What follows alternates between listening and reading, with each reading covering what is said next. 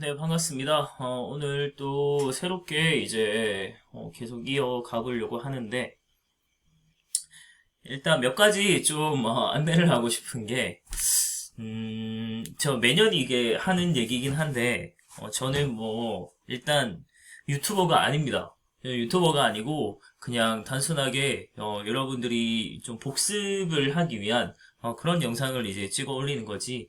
저는 뭐 유튜버도 아니고, 그래서 뭐, 제 이름 갖다 붙여서 뭐 브이로그 찍어주세요. 뭐 라이브 해주세요. 뭐 먹방 해주세요. 뭐 게임, 뭐 축구, 뭐 이런 거 해달라고 하는데 물론 뭐 다 하려면 할 수는 있어요. 하지만 제 원래 이제 올리는 좀 취지랑은 너무 맞지 않는 것 같고요.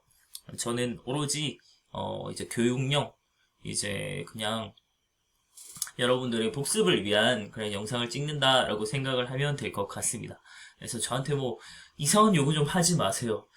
대신에 뭐 텐션을 좀 올려달라 뭐 이런 거는 좀 네, 그런 건 좀 생각해 볼 수 있을 것 같습니다.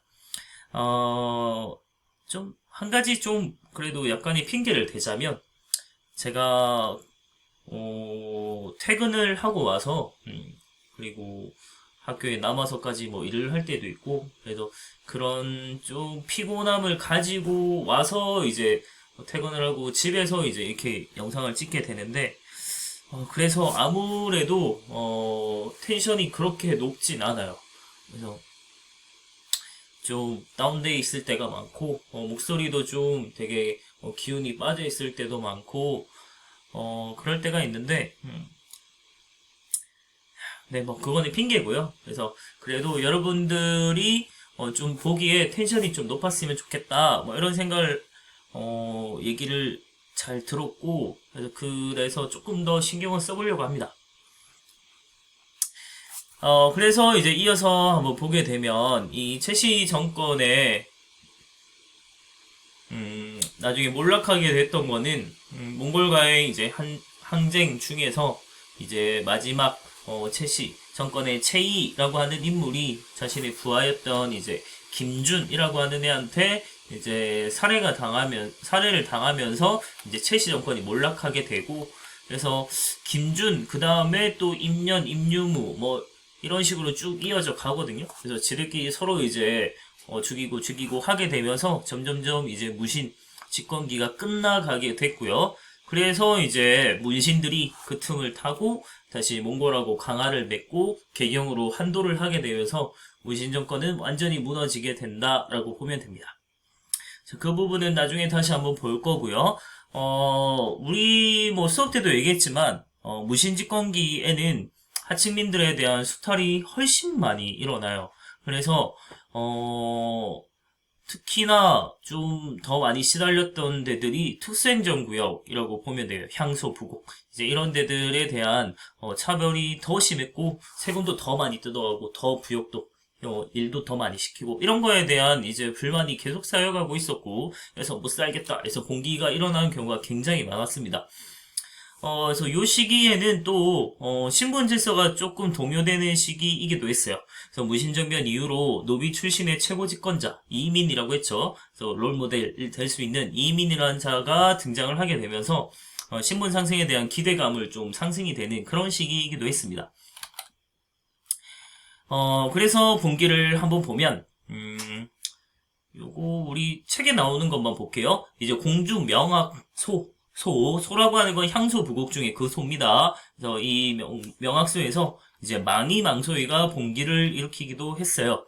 그래서 굉장히 무거운 세금 때문에 결국 봉기를 했는데 정부군을 물리치기도 했거든요. 근데 이 명학소를 일반 중선현으로 승격해주면서 지방관을 막 파견하기도 하고 그래 놓고 이제 좀 달랜 다음에 주동들을 잡아서 처형시켜버리죠. 그래서 막 재봉기하고 했는데 결국 실패하면서 진압이 됐고요. 그 다음에 경상도 운문은 지금의 이제 청도, 경북 청도 생각하면 되고요. 거기서 김삼이 그리고 또 초전이라고 지금의 뭐 울산의 동구쯤으로 생각을 하면 될 것 같아요. 방어진 요쪽 그쪽에서 이제 효심이 이제 봉기를 했는데 각각 따로 이제 일어났는데 이게 엄청나게 세력을 키우게 돼요. 그래서 경상도 일대에 엄청나게 큰 세력으로 형성을 했고 이제 장기간에 걸친 항전을 했지만 결국 실패하게 됩니다. 그리고 또 하나 이제 신분 해방 운동으로 좀 볼 수 있는 것들도 일어나는데 전주에서는 관노비들이 봉기를 일으키기도 했고요. 좀 굉장히 특이한 경우는 뭐 삼국 부흥운동 이런 것도 있었는데 우린 교과서에 나오지 않습니다. 그냥 이런 것 정도 있었구나 가볍게 보고요.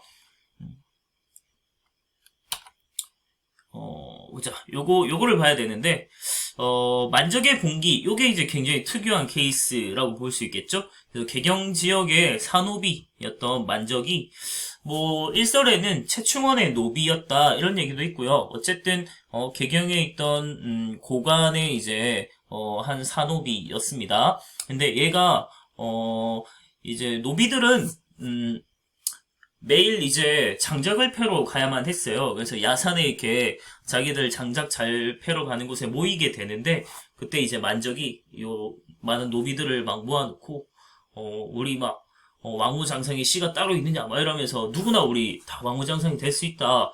이러면서 신분 해방 운동을 하자. 막 이런 얘기를 하면서 봉기를 계획을 했어요. 근데 이제 막, 전투 연습도 막 하고 막 그랬었는데, 그 중에서 한 놈이 이제, 자기 주인한테 일러 바치면서 사전에 발각됐고 그래서 결국 실패했던 사건 중에 하나예요. 그래서 만적의 봉기는 봉기라기보다는 실제로는 봉기 미수 사건이라고 봐야겠죠. 그래서 봉기를 일으키지 못했습니다.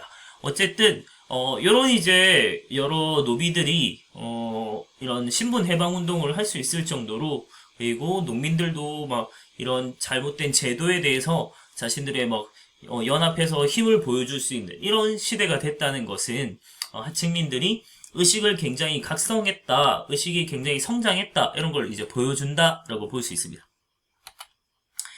그래서 뭐 이런 얘기를 했다고 해죠. 그래서 정중부에 난 이후로 많은 고관이 천안 출신에서 나왔다. 왕후장상이 처음부터 씨가 있을까 보냐. 그래서 때가 오면 누구나 할 수 있다. 왜 우리만 상전에 매질을 당해가며 뼈가 빠지게 일만해야 하는가? 막 이런 얘기를 했대요. 그러면서 우리 주인들을 때려 죽이고 노비 문서를 불태우고 우리도 이제 왕후장상이 한번 되어보자 막 이런 운동을 했는데 결국 실패를 한 거죠. 그 다음 고려의 대외관계를 한번 보겠습니다. 일단 요 10세기부터 이어지는 사항을 조금 봐야 돼요. 요때 이제 뭐 다원적 국제질서가 만들어지다 이런 얘기해서 사실은 이 고려라고 하는 나라는 굉장히 외침을 계속 오랫동안 당해왔던 나라예요. 그래서 10세기부터 시작해서는 거란, 그리고 한 12세기부터는 또 여진, 그리고 한 13세기, 이렇게 14세기까지는 뭐 몽골, 이제 이런 식으로 계속해서 이제 외적의 침입이 계속 있었던 나라거든요. 그래서 그 부분을 좀 봐야 되는데, 일단 거란과의 관계는 처음부터 사실 별로 좋진 않았죠. 태조 때부터 이제 거란이 누구를 멸망시켰어요? 발해죠. 발해를 멸망시켰던 것 때문에 그런 거에 대한 감정으로 이제 북진 정책을 추진한다고 하면서 거란과 계속해서 이제 충돌을 해왔던 상태였고 한때 이제 거란이 이제 같이 좀 교류를 맺고 하자면서 낙타를 막 선물로 보내기도 했는데 그런 낙타를 막 전부 낙타 50마리였거든요. 망부교라고 하는 이 다리에다가 전부 다 메어가지고 굶어 죽게 만들어요. 이러면서 이제 거란과는 친교를 맺지 않겠다. 이제 강한 의지를 보여주기도 했는데 그러면서 이제 거란과는 사실 사이가 별로 좋지 않은 상태였습니다.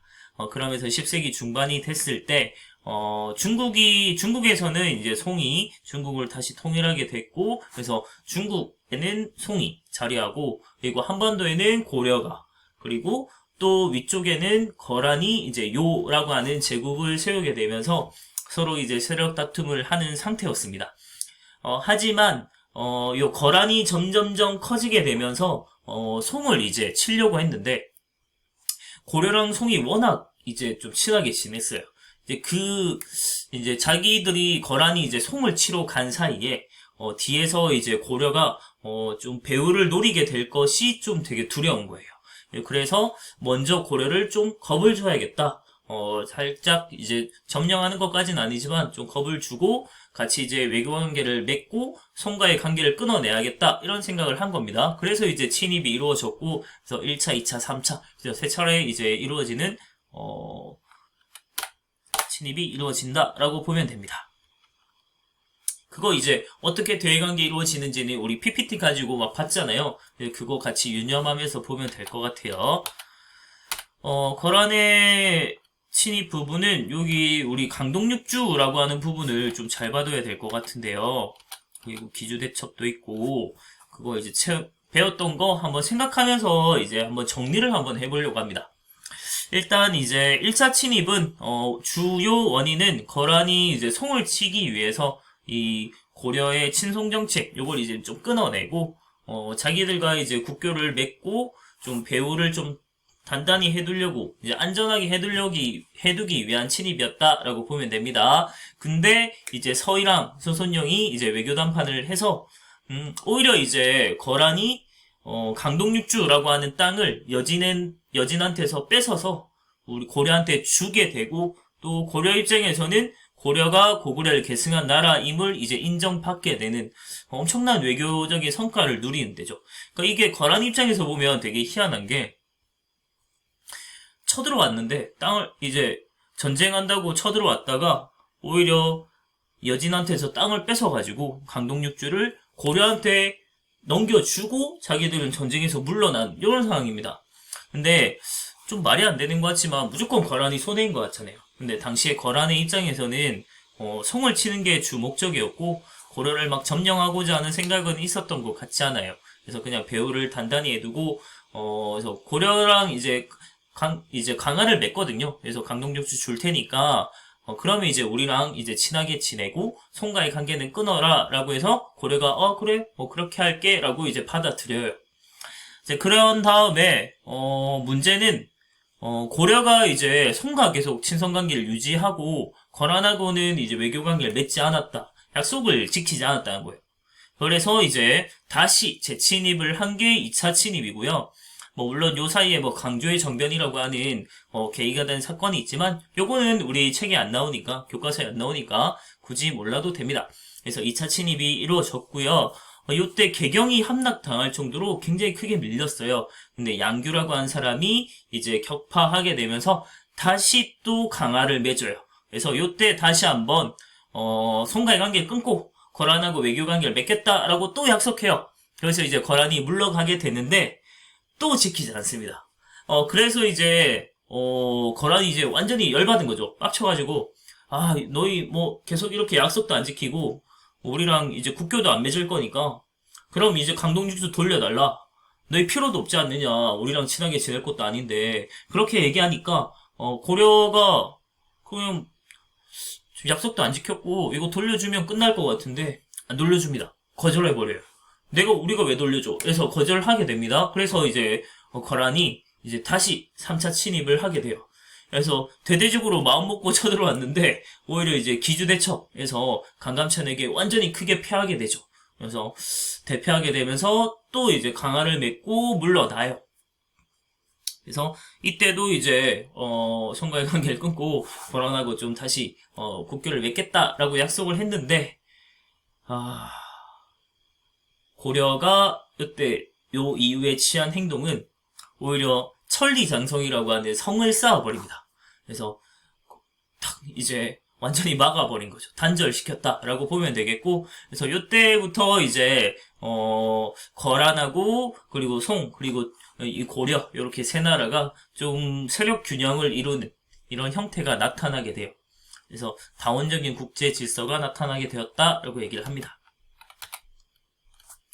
자, 그 다음에 우리 좀 봐야 되는 건 여진과의 관계인데요.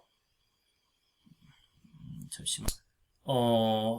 시간이 좀 애매한데, 좀 빠르게 얘기해보면, 그 다음에 여진과의 관계를 좀 봐야 됩니다. 여진은 사실, 원래 이제 말갈이라고 불리던 애들이에요. 그래서 예전부터 이제 고구려를 이제 어버이로 막 모시면서 그렇게 이제 지내왔던 애들인데, 마찬가지로 고려한테도 이제 그런 이제, 계속 이제 이어져 오고 있었어요. 그래서 고려를 이제 여진은 어버이라고 막 모시면서 공물을 바치고 이제 이런 게 이제 이루어지던 때입니다. 그리고 이제 원래는 얘들이 부족 단위로 흩어져서 생활을 하다 보니까 그렇게 막 엄청난 단합된 힘을 보이진 못했어요. 근데 12세기 초에 완颜부가 여진족을 통일하게 되면서 엄청나게 성장을 하게 됐고 점점점 고려에게 접근을